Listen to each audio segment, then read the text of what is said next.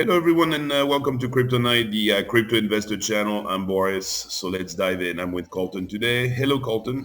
Hey Boris, I hope you're doing well. Welcome back to the Kryptonite channel, everyone. All right, so today we're going to be talking about Ethereum, but before Yep. we do, we're going to look at a few things in the market and see a few important news if you care about your cryptos. Yeah. So let's go over these things. Yeah. My first question for you, Boris, is obviously I watch other YouTubers out there, and they were predicting it's going to go up to 28,000 Bitcoin, but you were predicting Bitcoin to drop. What is the deal with that? Why do the other YouTubers predict this, and then you predict one thing and it is right at the end of the day?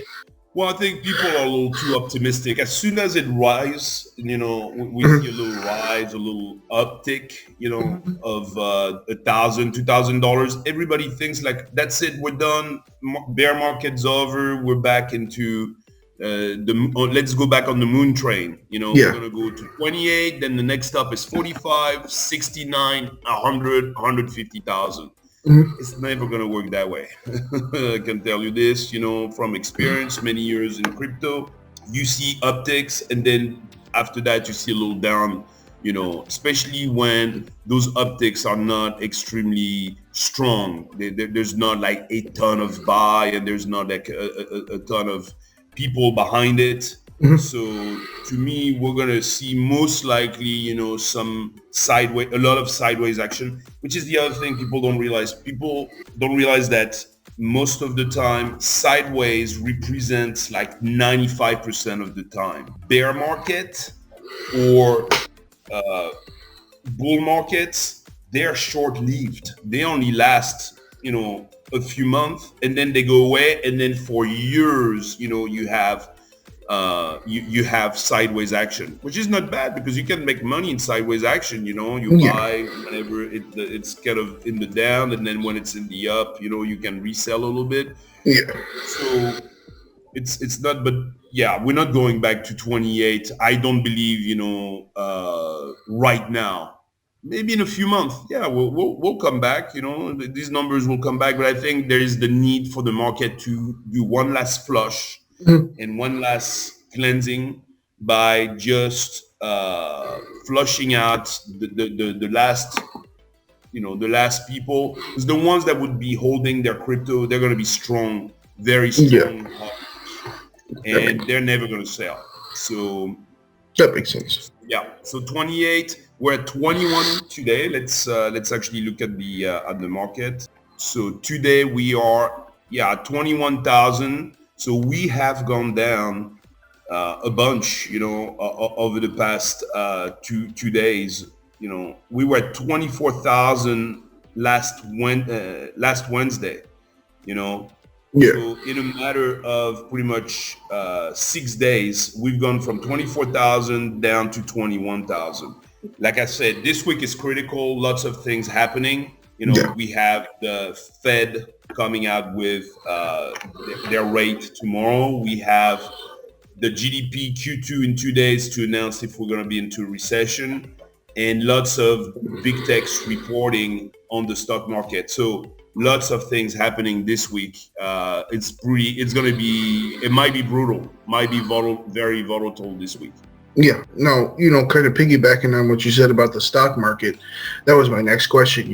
What is going on with the stock market? I don't know if you saw what happened with Walmart and, McDonald's, but, do you think that's a key factor in, how not just Bitcoin, but crypto in general, is doing right now? Yeah, of course, because they have to follow the stock market. They're Mhm. not decoupled Yeah. from the stock market. So what's going to happen is when the stock market goes down, because of, let's say, yeah, Walmart saying that, people are shifting their buying habits. They're not Mhm. buying unnecessary goods these days. They're buying only like many food and fuel. So that's going to cause, of course, the market to be worried. And then McDonald's, it goes up. Their global sales jump 10%. Whenever McDonald's has a big jump, that really announces that the economy is not doing too well. Yeah. Every time the economy is not doing too well, McDonald's is doing very well because Yeah. people, of course, are like reverting to Cheaper food. Yeah. cheaper Yeah. places to eat and Hmm. things like that. So Definitely.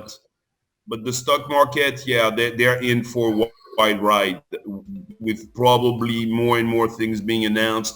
Because even the big tech, they've already started preparing the ground of saying, hey, we're not Yeah. going to do so well. We're going to have to lay off a few people. We're not going to be hiring anymore. And our numbers are probably going to be softer than what they were a few months ago. Okay. Now, do you want to talk anything else about the stock market, Boris? Yeah, I mean, like I said, be really on the lookout over the next few days. Today on Tuesday, we have big companies reporting, Mm-hmm. but we have more reporting on Friday and throughout the week. And with the Fed releasing its numbers tomorrow and the GDPs being released on Thursday, which probably most likely will confirm that we are in a recession. Yeah. All those are not going to help really the stock market. And if the stock market definitely goes down, it's going to take crypto with it, and we might go back under 20,000 fairly easily.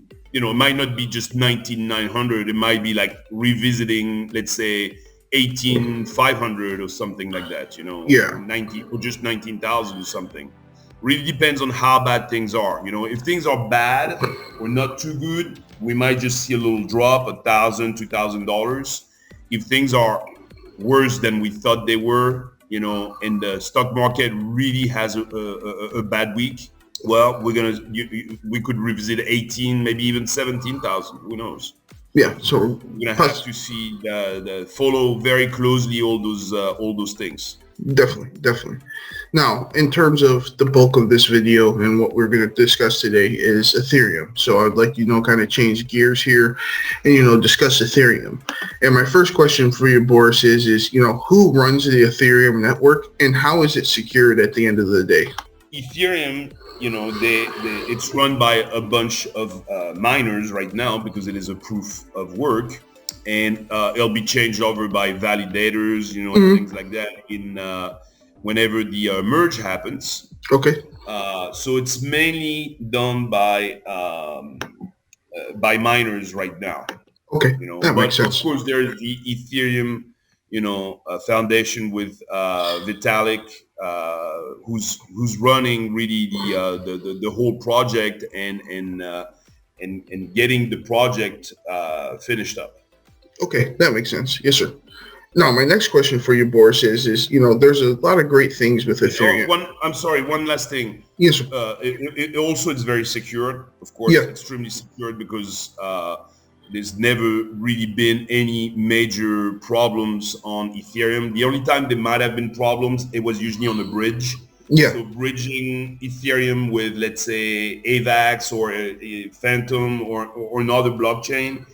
And that's where you might have had the bridge wasn't very well secured, and that's the only time you had problem. The other huge thing about Ethereum, never went down.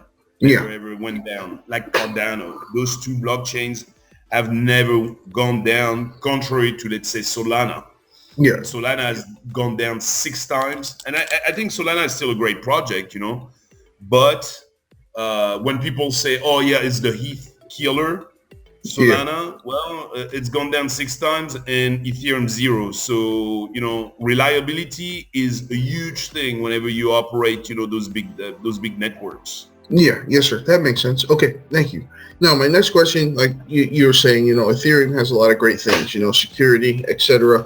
But what everyone talks about at the end of the day, Boris, is how fast their transactions are. Is that really what their number one thing is, and that's why people use Ethereum at the end of the day? Actually, Ethereum is kind of a little slow sometimes. So this is going to improve, of course, its speed, being now more being a proof of stake. Yeah. And they're going to work on some improvement. The other thing that's great is Polygon. We've seen Matic explode all over the place. Everybody's jumping on Matic. Matic works is a layer 2 on the top of Ethereum. So Matic being super successful is going to make Matic successful. It's going to make Ethereum successful. So those work together. They don't work. They're not competitors. On the contrary, and really we're going to see more and more, things happening on layer 2 like Matic. and it's going to help, with the transactions happening on Ethereum. Awesome. And this is not a question, Boris. This is more of me, can you explain to the people, who are watching about the gas fees? I think you have a very good way to avoid the gas fees with Ethereum that many people may not know or understand, Yeah. but can you kind of explain that? Yeah, to lower your gas fees, and we've done a video in the past about this. I mean, in a nutshell, the best is to do them on the weekends. So if you want to mint an NFT, if you want to send money from a wallet to another, any transaction you want to do or execute a smart contract that has gas fees, associated with it because it's running on Ethereum, try as much as you can to do those on the weekend. Saturday, Sunday, those are the best days to save a bundle. And you can really save a lot of money because you might have, let's say, a transaction on a Tuesday costing you $80. Doing the exact same one on Sunday morning might cost you $7. You'll literally decrease your cost by tenfolds. Yeah. Sometimes it's not as big, but most of the time it's a multiple of what you would spend during the week. So you're gonna really slash your fees tremendously by doing them on weekends. Yeah, and that's why I wanted you to bring that up, Boris, because I do still see a lot of people, who are, kind of getting screwed over by the gas prices. But my next question for you, Boris, is you brought it up already, kind of excuse my ignorance here, but what is this merger everyone is talking about in September? And to me, I saw online that it said it was going to be 55% complete Ethereum. It was my understanding Ethereum, was done. To me now it's kind of like Ethereum is in a beta phase. Do I kind of understand that correctly, or am I understanding that wrong here? Yeah. So basically, what people don't understand is most cryptocurrencies right now, they're still in kind of beta mode. They're not finished at all. Cardano's not finished. Ethereum is not finished. They're pretty much all like that, because they're developing a lot of extra stuff on the top of it. Some of them, they went from proof of work to proof of stake. Some of them, they added smart contracts. Others have added, more security layers, and then, multiple chains working under one big chain, and all kinds of different things. So, Atom, that I like a lot, Cosmos, all those, they're all working on their project, and those projects are not finished. So, and that was an interesting thing that Vitalik came out and said, like, oh yeah, once we have that merge in September, which it looks going to be done on time for a change, because usually they're pushing back and late on most releases they had, but they will be 55% complete. So that means that they would have done more than half of everything that they want to put in Ethereum. There's still ways to go, and there are more stuff coming in the few months. But it's a big, already it's a big milestone. So the other thing that was interesting about the merge, there's that article, in Forbes India, where they say the merge, would be a chance for Ethereum to take over Bitcoin.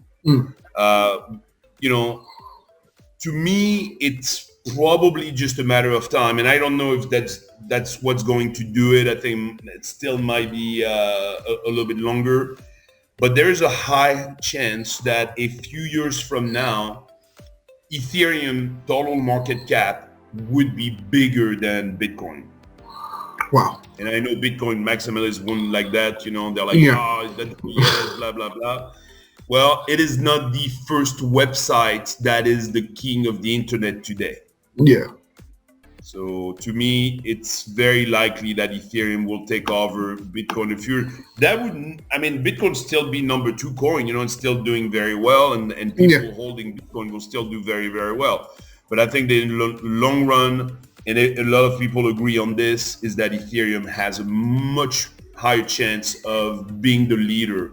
And then one day even Ethereum could be taken over by another competitor that becomes now the biggest, thing. Look at the stock market. It is not the same company that has been the number 1 US company in the world for the past 50 years. That has changed from time to time. Yes, sir. Now, my my last question for you today, Boris, is it's kind of a two-parter. Is what should we do right now? Should we buy Ethereum? Should we huddle if we have Ethereum? And if we do buy, how much should we invest? And what percentage of our portfolio should be Ethereum at the end of the day? We'll revert back to the video we made not too long ago about the 7 coins. Yeah. We'll post it at the end of this video, and you can watch it where we go over the percentages. But in general, for right now, I think that, like I said, we're going to see most likely either some sideways action, and then if the numbers and the economy is still not doing very well, we might see some further downside. We have been saying that most likely, because of course it's all about probabilities, most likely we might go revisit below 20K, and ultimately the last drop would be around 14K. And at that time, if we drop to 14 or 15K, I really think that's it. The bears won't have any more steam. They'll be completely done, bringing the numbers down. And we'll probably see Bitcoin at a short time, at 14, 15K, which of course all the other crypto are going to follow. They're all going to drop roughly about the same percentage, and it'll be a perfect time to accumulate like heavily, like, double, triple your usual DCA at that time. Okay, that makes sense. What I'm going to do, and of course this is not financial advice, but that's what I'm going to do, is really at 14, 15K, I'm really going to put what I usually put in 3 or 4 days. Yeah. My DCA, quadruple almost my DCA on a daily basis, because that probably won't last very long. It'll last maybe a month, maybe 2 weeks. I mean, who knows? Yeah. And then we'll start seeing Bitcoin coming back towards the 20,000. And then eventually we'll go back to 30, 40, 50. But that's going to take, 6 months, year, 2 years. It's going to take a while. So, but that one last flush, that's, I think, super likely to happen, because that's going to also make the whole market very healthy. Mm-hmm. And so at that time, or you can already start DCAing right now. I am slow DCAing right now. I'm doing a third. I just restarted actually yesterday. Just barely a third of what I usually would like to DCA. I've not been DCAing for months.